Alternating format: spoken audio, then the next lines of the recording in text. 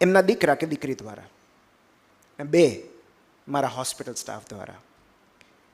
આ બંને પ્રકાર ફરજના ભાગરૂપે છે, અને તેમ છતાં દરવાજો ખોલ્યા પછીની નિસ્બત, દરવાજો ખોલવાની પદ્ધતિ અને અંદરનું વાતાવરણ બંનેમાં અલગ અલગ હોય છે.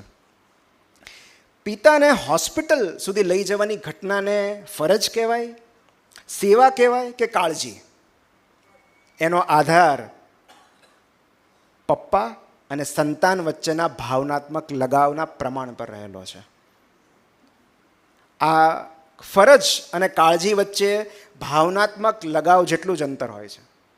કારણ કે હું એવા વાઇડ સ્પેક્ટ્રમ ઓફ પેશન્ટ્સ જોઈ રહ્યો છું, એવા વાઇડ સ્પેક્ટ્રમ ઓફ સંતાનો જોઈ રહ્યો છું કે ક્યારેક પપ્પાને થઈ રહેલી નાનામાં નાની તકલીફથી માંડીને એમની દવાઓ સુધીની સંપૂર્ણ જાણકારી સંતાનોને હોય છે, તો ક્યારેક મન અને શરીરની ફરિયાદો કરવા માટે પપ્પાને એકલા આવવું પડે છે. કોઈ એમનો હાથ પકડીને એક્ઝામિનેશન ટેબલ પર ચડાવે છે, તો કોઈ પોતાની બિઝનેસ મીટિંગ, મેસેજીસ કે મોબાઈલ ફોનમાં વ્યસ્ત હોય છે. કોઈ સંતાન મારી આંખોમાં આંખો નાખીને પપ્પાને અપાયેલી દરેક સલાહ શાંતિથી સાંભળે છે, તો કોઈ સામે હોવા છતાં પણ ગેરહાજર હોય છે. કોઈ મને ફોન પર દૂરથી સૂચના આપી દે છે કે જે થતું હોય આપણે બેસ્ટ કરવાનું છે, તો કોઈ પપ્પાને બહાર મોકલીને પૂરી નિસ્બતથી મને પૂછે છે કે કંઈ ચિંતા કરવા જેવું નથી ને. કોઈ ક્રેડિટ કાર્ડ, કેશ કે મેડિક્લેમનો રોફ જમાવે છે, તો કોઈ કાળજી નામની કરન્સી લઈને આવે છે. કોઈ મારી સામે એમના પપ્પાને વઢી નાખે છે, તો કોઈ વળી નિસંકોચ પપ્પાના આંસુ લૂછે છે. કેટલાક લોકો વોર્ડ બોય કે નર્સિંગ સ્ટાફને કામ સોંપી દે છે, તો કોઈ જાતે પપ્પાને કપડાં પહેરાવે છે. પપ્પાની બાજુમાં કેરટેકર બેસાડીને કોઈ આરામથી ઘરે ઊંઘી જાય છે, તો કોઈ પપ્પાની સાથે આખી રાત જાગે છે. અમુકને ખબર જ નથી હોતી કે રોગ શું છે, સારવાર શું ચાલી રહી છે, દવાઓ કઈ એડ કરી, જ્યારે એની સામે કેટલાક સંતાનો પૂરી ચોકસાઈપૂર્વક કહે છે કે પપ્પાને 2 દિવસથી પેટ સાફ નથી આવ્યું. હું ઘણીવાર વિચારતો હોઉં કે આટલું બધું અંતર કેમ? કાળજીમાં, જવાબદારીમાં, નિસ્બતમાં. ક્યારેક તો એમ થાય કે સારવારની જરૂર પપ્પાને નહીં, એના દીકરાને છે. પણ અફસોસ, ઇમોશનલ એટેચમેન્ટના ઇન્જેક્શન્સ નથી મળતા. ભાવનાત્મક લગાવ તો વાવવો, કેળવવો અને ઉછેરવો પડે છે. અને એ હોય તો 25 વર્ષ પછી પણ આવી સભાઓ ભરાય છે. એ કંઈ રાતોરાત થતી ઘટના નથી. આના બીજ હોથી બાપાએ કેટલા વર્ષો વાવ્યા હશે. બીજ વાવ્યા તો ઠીક છે, એનું જતન કર્યું હશે, ત્યારે આવું વૃક્ષ થયું છે જે આજે પણ એમને યાદ કરે છે. તો એ કંઈ રાતોરાત થતી ઘટના જ નથી. એના બીજ ત્યારે વાવવાના હોય. એમણે દૂરદર્શિતાની વાત કરી કે 5 મકાન બનાવ્યા, તો એના બીજ ત્યારે વાવવાના હોય જે દિવસે તમે પપ્પા બનો છો. નિયંત્રણ, રક્ષણ અને પોષણ જેવા પરંપરાગત જોબ પ્રોફાઇલમાંથી બહાર નીકળીને એક પપ્પા જ્યારે એમના સંતાનોની ઇમોશનલ નીડ્સ પૂરી કરે છે, ત્યારે હીરો બને છે. પપ્પાની પદવી લઈને ગર્વ અનુભવતા બાયોલોજિકલ ફાધર જ્યારે ઇમોશનલી અવેલેબલ ફાધર બને છે, ત્યારે હીરો બને છે. સમય, સંવાદ, સહાનુભૂતિ અને સ્પર્શ દ્વારા સંતાનો સાથે જ્યારે તેઓ એક સંવેદનશીલ સેતુ રચે છે, ત્યારે હીરો બને છે. કારણ કે જો એક પિતા તરીકે આપણી જવાબદારી ફક્ત બાળકને ખવડાવવા, પીવડાવવા, સ્કૂલ ફીસ ભરવા કે એમને વસ્તુઓ અપાવી દેવા પૂરતી જ સીમિત હોય, તો એનો મતલબ એમ કે એમના જીવનમાં આપણું સ્થાન રિપ્લેસેબલ છે. જે ક્ષણે એ કમાવા માંડશે, અર્ન કરવા માંડશે, પગભર આત્મનિર્ભર બની જશે, એને આપણી જરૂર નહીં પડે. પછી શું કામ આપણને યાદ કરે? મારી દીકરી ઇન્ડિપેન્ડન્ટ થઈ જાય પછી શું કામ મને યાદ કરે? અને હવે તો બધું ઓનલાઈન મળે છે. એમેઝોન કે ફ્લિપકાર્ટ પર એક ક્લિકે તમે જે વસ્તુ ગમે એની ખરીદી કરી શકો છો. ફૂડ ડિલિવરી એપ્સ તમને મન ભાવે એવું જમાડી શકે છે. ગૂગલ મેપ્સ તમને દુનિયાની સફર કરાવે છે. પણ ભાવનાત્મક ટેકો મેળવવા માટે સંતાને પપ્પા પાસે કે મમ્મી પાસે આવવું પડે છે. પોતાની નિષ્ફળતા, નિરાશા, અકળામણ, દુઃખ અને ઉદાસી શેર કરવા માટે ઘરે આવવું પડે છે. જ્યાં માથું મૂકીને રડી શકાય એવો ખભો શોધવા માટે ઘરે આવવું પડે છે. સંજોગોએ મારેલા તમાચાની ફરિયાદ કરીને કોઈને કચકચાવીને ગળે મળવા માટે ઘરે આવવું પડે છે. અને એ સમયે જો એને કાન, ધ્યાન અને માન નથી મળતું તો આપણે એને ગુમાવી દઈએ છીએ. એક પિતા તરીકે મને ઘણીવાર, આજે મારા ડ્યુઅલ રોલ છે, મારે પિતા તરીકે પણ કહેવાનું છે અને એક દીકરા તરીકે પણ કહેવાનું છે. એટલે મને ઘણીવાર એવું લાગે કે એક પિતા તરીકે આપણે આપણા બાળકને ફક્ત સમજણ આપી શકીએ, બોધ તો એને જિંદગી જ આપશે. કારણ કે બોધ થાય એ કરાવવાનો ન હોય. આપણે એને પડતા નહીં અટકાવી શકીએ, પણ એ પડે ત્યારે ટેકો ચોક્કસ આપી શકીશું. ભંગાણ, ભાવનાત્મક ઈજાઓ કે ભૂલો કે હાર્ટબ્રેકથી એને ક્યારે બચાવી નહીં શકીએ, પણ એવા સમયે મેણા માર્યા વગર એની પડખે જરૂર ઊભા રહી શકશું.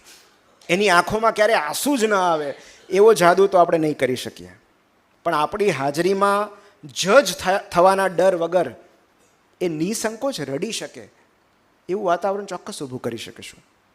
અને આ બધું કર્યા પછી પણ મેં તારા માટે આટલું કર્યું છે એવું જતાવવાનું જતું કરીને માત્ર નિસ્બતથી જોડાયેલા રહી શકીએ તો કદાચ આપણે પણ હોથી બાપાની જેમ હીરો બની શકીએ.